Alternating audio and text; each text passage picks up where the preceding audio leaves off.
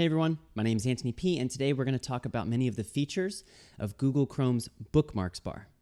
Up here at the top, this is your Bookmarks bar, and in the Bookmarks bar, you can see I have folders and links. Folders have many links inside of them. For example, in my Psych Journals folder, I have 3 of the most popular psychology journals. But over here on the right, Gmail is just Gmail and Google Drive. Direct links to those. To show and hide your bookmarks bar, you can bring your cursor to the top right, click on the ...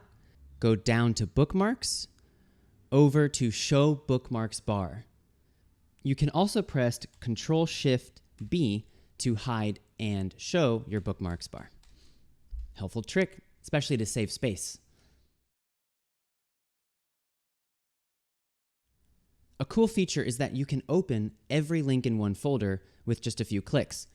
Let's say I go up to Psych News, I right-click and open all 2. Let's see what that does. Okay, so it opens the 2 links in the same window as new tabs.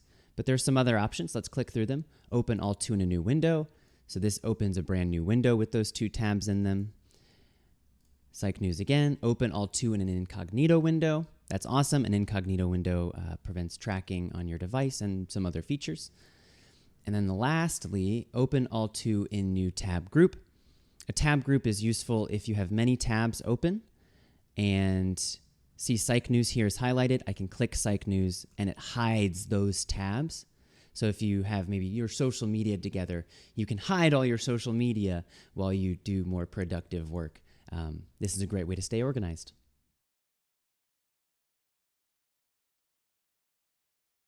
Lastly, there's the other bookmarks folder over here on the right. It functions the same as a bookmarks folder. So you click it and I can see different links that I've put in there. Now, the main difference is that your main bookmarks bar should have your most important files, documents, links.